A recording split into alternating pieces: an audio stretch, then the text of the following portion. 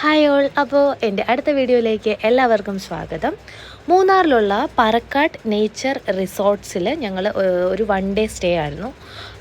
1 night stay ഉണ്ടായിരുന്നു. ഹസ്ബൻഡും ഫ്രണ്ട്സും കൂടെ എല്ലാവരും കൂടെ ബുക്ക് ചെയ്തിട്ടുണ്ടായിരുന്നു. 2-3 മാസം മുന്നേ ഞങ്ങൾ ബുക്ക് ചെയ്തിരുന്നതാണ്. അപ്പം നമ്മളിപ്പോൾ കാണുന്നത് നമ്മുടെ എൻട്രൻസ് ആണ്. കണ്ടില്ലേ, അപ്പുറം ഇപ്പുറവും 2 ആനക്കുട്ടിയൊക്കെ ഉണ്ട്. അപ്പോൾ നല്ല ഭംഗിയിലാണ്. എൻട്രൻസ് ഒക്കെ ആണെങ്കിലും കാണാൻ നല്ല ഭംഗിയുണ്ട്. അപ്പോൾ അവരാണെങ്കിലും റൂമൊക്കെ എടുക്കുന്നതിൻ്റെയൊക്കെ ഫൈനലൈസ് ചെയ്യാൻ അവിടെ വെയിറ്റ് ചെയ്തിരിക്കുകയാണ്. റിസപ്ഷൻ ഏരിയ ആണെങ്കിലും നല്ല അടിപൊളിയായിട്ട് അവർ അറേഞ്ച് ചെയ്തിട്ടുണ്ട്. കാണാനും നല്ല ഭംഗിയുണ്ട്. പിന്നെ സിറ്റിംഗ് അറേഞ്ച്മെൻറ്റ്സ് ഉണ്ട്. അവിടെ വെയിറ്റ് ചെയ്ത് ഇരിക്കാവുന്നതാണ്. പിന്നെ അവർ റൂം നേരത്തേക്കിനും റെഡിയാക്കുന്നത് വരെ നമ്മൾ അവിടെ വെയിറ്റ് ചെയ്തിട്ടുണ്ടായിരുന്നു. അവിടെ കാണാനാണെങ്കിലും ഒത്തിരി ഭംഗിയിൽ കുറേ അറേഞ്ച്മെൻറ്റ്സ് ചെയ്തിട്ടുണ്ടായിരുന്നു. അപ്പം നമുക്ക് റൂം റെഡിയായി നമ്മൾ റൂമിലേക്ക് പോവുകയാണ്. ഞങ്ങൾ മൊത്തം 3 റൂമാണ് ബുക്ക് ചെയ്ത് വെച്ചിരുന്നത്. അതിൽ 3 റൂമിലും എനിക്ക് ഏറ്റവും ബെസ്റ്റായിട്ടുള്ളൊരു റൂമാണ് ഞാനിപ്പോൾ കാണിക്കുന്നത്. ബാക്കി 2 എണ്ണവും എനിക്ക് അത്ര ഇഷ്ടപ്പെട്ടില്ല. ഈ റൂമെന്ന് പറയുമ്പോൾ നല്ല വ്യൂ ആണ്. ഇവിടുന്ന് ബാൽക്കണിയിൽ നിന്നും വെളിയിലേക്ക് നോക്കുമ്പോഴത്തേക്കിനും നല്ല റൂമാണ്. പിന്നെ നല്ല സ്പേഷ്യസ് ആണ് റൂം കാണാനാണെങ്കിലും. ബാൽക്കണി ഏരിയ ഒത്തിരി സ്പേസ് ഒന്നുമില്ല, ജസ്റ്റ് 2 ചെയർ ഇട്ടിട്ടുണ്ട്. അപ്പോൾ താഴേക്ക് നോക്കിയാലും നല്ല വ്യൂ ആണ്. പിന്നെ നമുക്ക് അവിടെയാണെങ്കിലും കുന്നിൻ്റെ വ്യൂസൊക്കെ കാണാനായിട്ട് അത്യാവശ്യം നല്ല രസമുണ്ട്. അത് എനിക്ക് തോന്നുന്നു ഈ സൈഡിലെ റൂമിലായിരിക്കും ഇത്രയും ഭംഗിയെന്ന് എനിക്ക് തോന്നുന്നു. നമുക്ക് നല്ല രസമില്ലേ കാണാനായിട്ട്. നല്ല വ്യൂ ആയിരുന്നു ആക്ച്വലി ആ റൂമിൽ നിന്ന് കാണാൻ. പിന്നെ വരുമ്പോഴത്തേക്കിനും നമ്മൾ പുറത്ത് വന്ന് ഇവിടെ ഈ ഒരു സ്പേസ് എന്ന് വെച്ചാൽ നമുക്ക് ഫോട്ടോസൊക്കെ എടുക്കാനായിട്ടൊക്കെ പറ്റിയ നല്ല സ്പേസാണ്. നൈറ്റിൽ ഫോട്ടോ എടുത്തു, അത്ര ഒരു ഭംഗി വന്നില്ല.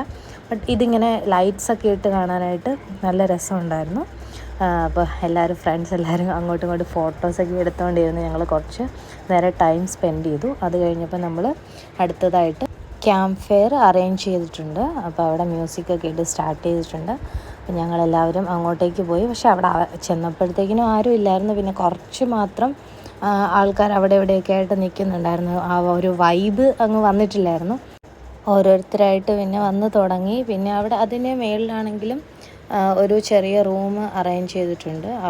അവർക്കാണെങ്കിലും കാണാനായിട്ട് അവിടെ ഇരുന്ന് തന്നെ കാണാൻ പറ്റുന്ന രീതിയിൽ അറേഞ്ച് ചെയ്തിട്ടുണ്ടായിരുന്നു. ഇതാണ് റൂം.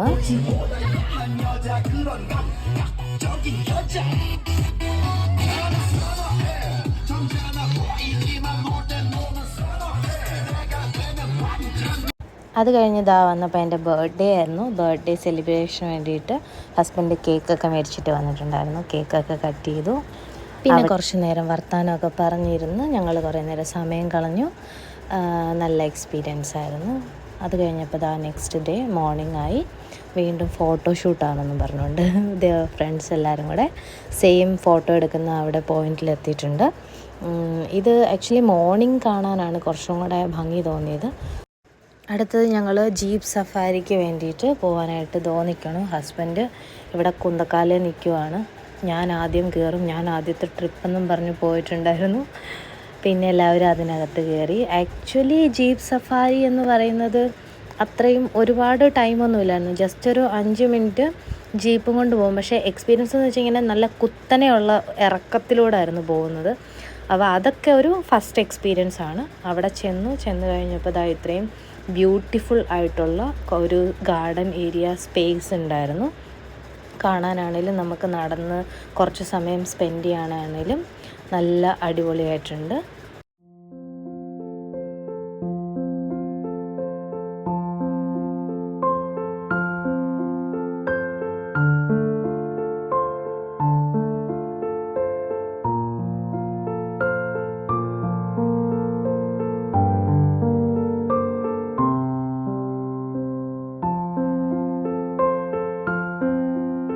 അപ്പോൾ അടുത്തതായിട്ട് നമുക്ക് ആക്ടിവിറ്റി ഉണ്ടായിരുന്നത് റോപ്പ് വാക്കിംഗ് ആയിരുന്നു. ഒരു ഓളത്തിന് ചാടത്തുള്ളി കയറിയതാണ്. പകുതി ആയപ്പോഴും ഓർത്ത് ഹൈറ്റ് പേടിയാണല്ലോ എന്ന്. പിന്നെ പകുതി വരെ ഹസ്ബൻഡ് വന്ന് കൊണ്ടുവരാനായിട്ട്.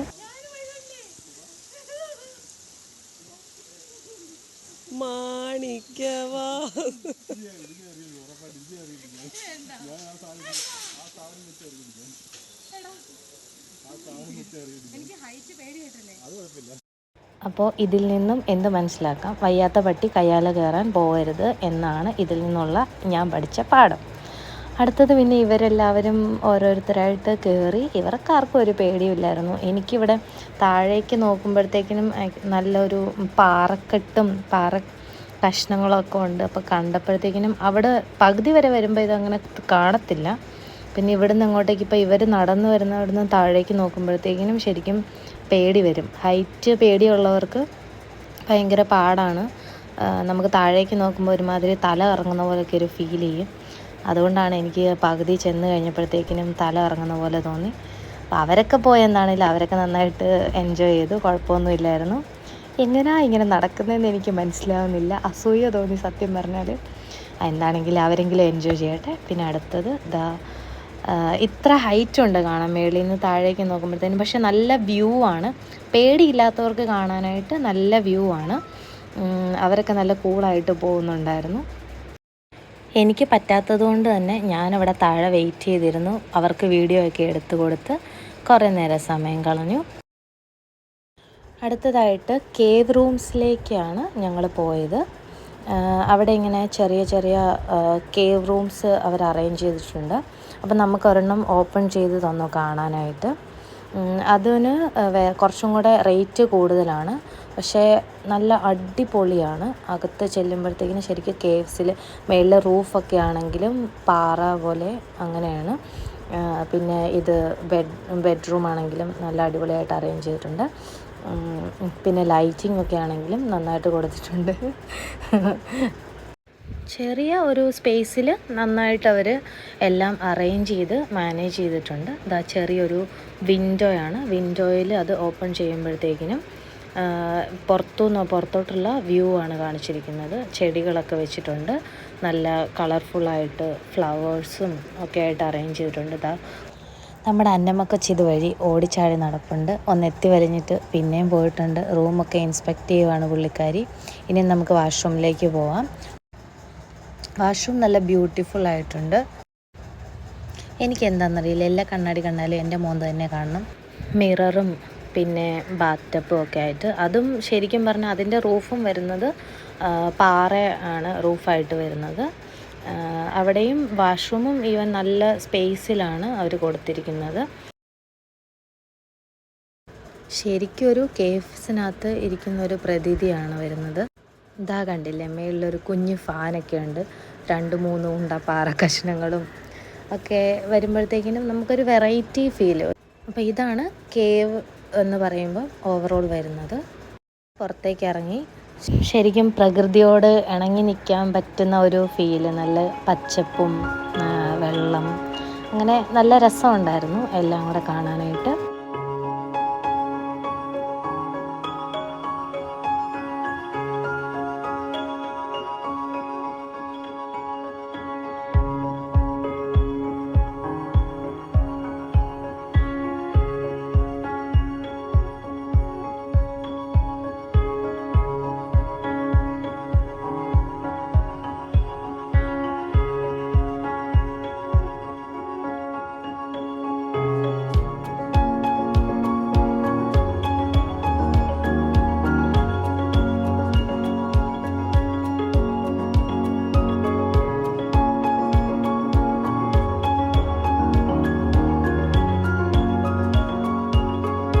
അപ്പോൾ ഇവിടുത്തെ പരിപാടിയൊക്കെ കഴിഞ്ഞ് എൻ്റെ ഫേവറേറ്റ് പരിപാടിയായിട്ടുള്ള ഫുഡ് കഴിക്കാനായിട്ട് പോയി. ബ്രേക്ക്ഫാസ്റ്റ് വളരെ കുറച്ച് ഐറ്റംസേ ഉള്ളൂ. ജ്യൂസ് ഉണ്ട് അവിടെ. പിന്നെ കുറേ സ്വീറ്റ്സ് അറേഞ്ച് ചെയ്തിട്ടുണ്ട്. നമ്മുടെ പഴയ കാലത്തെ ഗ്യാസ് മുട്ടായി, പിന്നെ ശർക്കര മുട്ടായി, അങ്ങനെ കുറേ പഴയ ടൈപ്പിലുള്ള മുട്ടായികളൊക്കെ ഉണ്ട്. കുറേ നമ്മുടെ പഴയ രീതിയിലുള്ള സ്നാക്സൊക്കെയാണ് അവർ കൂടുതൽ ഇൻവോൾവ് ചെയ്തിരിക്കുന്നത്. പിന്നെ എൻ്റെ ഏറ്റവും ഫേവറേറ്റ് ആയിട്ടുള്ള തേൻ മുട്ടായിയും അവിടെ ഇരിപ്പുണ്ട്. അങ്ങനെ എല്ലാം ഓരോ പ്ലേറ്റ് പോരട്ടെ ചേട്ടാ എന്നും പറഞ്ഞ് ഞങ്ങളെല്ലാവരും കൂടെ അങ്ങ് അറ്റാക്ക് ചെയ്തു. ഡയറ്റിങ് 1 മാസത്തേക്ക് മാറ്റി വെച്ചിരിക്കുന്നത് എൻ്റെ ഭാഗ്യം. ഇനി ഡയറ്റ് ആണെങ്കിലും കുഴപ്പമില്ല. ഇവിടെ സാലഡ്സ് ഉണ്ട്, പിന്നെ ഫ്രൂട്ട്സ് കട്ട് ചെയ്ത് വെച്ചിട്ടുണ്ട്. പൈനാപ്പിള്, വാട്ടർമെലൺ, പിന്നെ ബിസ്ക്കറ്റ്സ് ഉണ്ട്, കുക്കീസ് ഉണ്ട്, ഓൾമോസ്റ്റ് എല്ലാം തന്നെയുണ്ട്. ജ്യൂസസ് ഉണ്ട്. പിന്നെ അകത്തേക്ക് വരുമ്പോഴത്തേക്കിനും അടുത്ത സെഷനായിട്ട് ഉപ്മാവ്, ഇഡ്ഡലി, ദോശ, പൂരി, ഇലയട, ഇതെല്ലാം കൂടെ കണ്ടപ്പോൾ ദേവിയേ കണ്ടെയ്നർ വിളിക്കേണ്ടി വരുമോ, പ്ലേറ്റ് ചെറുതായിപ്പോയോ എന്നൊരു സംശയം എന്നൊക്കെ പറഞ്ഞതോ സാധനങ്ങളൊക്കെ എടുത്തുകൊണ്ട് വന്ന് ഞങ്ങളെല്ലാവരും കൂടെ അറ്റാക്ക് തുടങ്ങിയിട്ടുണ്ട്. എല്ലാവരും കഴിക്കാൻ തുടങ്ങി. എല്ലാ ഫുഡും നല്ല ടേസ്റ്റി ആയിരുന്നു. അല്ലെങ്കിൽ തന്നെ ഫുഡ് കഴിക്കാൻ ഇഷ്ടമില്ലാത്ത ആരാ ഉള്ളതല്ലേ. അപ്പോൾ ഫുഡൊക്കെ കഴിച്ച് കഴിഞ്ഞിട്ട് പിന്നെ കുറച്ച് നേരം ഞങ്ങൾ പ്രകൃതി ഭംഗി ആസ്വദിക്കാനായിട്ട് ഇവിടെ ഇരുന്നു. ജീൻസും ആണ്ട് അവിടെ കാര്യമായിട്ട് പ്രകൃതി ഭംഗി ആസ്വദിച്ചുകൊണ്ടിരിക്കുന്ന കൂടെ ഫോട്ടോയൊക്കെ എടുത്ത് ഇരിപ്പുണ്ട്. കാഴ്ചയൊക്കെ കണ്ട് ആസ്വദിച്ച് കഴിക്കണം എന്നുള്ളവർക്ക് ഈ സൈഡിൽ വന്നിരിക്കാം. പക്ഷേ എനിക്ക് എന്താണെന്നറിയില്ല, ഫുഡ് കണ്ടു കഴിഞ്ഞാൽ പിന്നെ കണ്ണും മുക്കും വായും എല്ലാം ഫുഡിനകത്തായിരിക്കും. അതുകൊണ്ട് എനിക്ക് തീരെ താല്പര്യമില്ലായിരുന്നു. ഞാൻ ഫുഡ് കഴിച്ചു ആദ്യം. അത് കഴിഞ്ഞപ്പോഴത്തേക്കിനും ഭംഗി ആസ്വദിക്കാനായിട്ട് വന്നു. ഇതാണ് ഇവിടുത്തെ സിറ്റിംഗ് അറേഞ്ച്മെൻറ്റ് കൊടുത്തിരിക്കുന്നത്. നമ്മുടെ കൂടെ ഫുഡൊക്കെ കഴിക്കാൻ ഇടയ്ക്കിടയ്ക്ക് കുരങ്ങന്മാരൊക്കെ വരും. അപ്പോൾ ഒരു ചേട്ടൻ പുറകെ പോയിട്ടുണ്ട്, കുരങ്ങന്മാരെ ഓടിക്കാനായിട്ട് പോയിട്ടുണ്ട്. ബ്രേക്ക്ഫാസ്റ്റൊക്കെ കഴിഞ്ഞ് പാക്കപ്പ് ചെയ്ത് വെളിയിലേക്ക് വന്നപ്പോഴാണ് ഒരു ചേട്ടൻ എന്തോ ഗിഫ്റ്റ് ഉണ്ടെന്നും പറഞ്ഞ് ഞങ്ങളെ ഇങ്ങോട്ട് പറഞ്ഞു വിട്ടു. ഇത്രയും നല്ലയൊക്കെ മാല കാണിച്ചു കഴിഞ്ഞിട്ട് ഞങ്ങൾക്ക് ഗിഫ്റ്റായിട്ട് തന്നത് കറുത്ത മുത്തിൻ്റെ 2-3 മാലയാണ് ഞങ്ങൾക്ക് ഗിഫ്റ്റായിട്ട് തന്നത്. മുത്തുമാല എന്ന് പറയും. ഇത്രയും കഴിഞ്ഞിട്ട് ഈ ഒരു കാര്യത്തിൽ മാത്രം ഫ്ലോപ്പായിരുന്നു.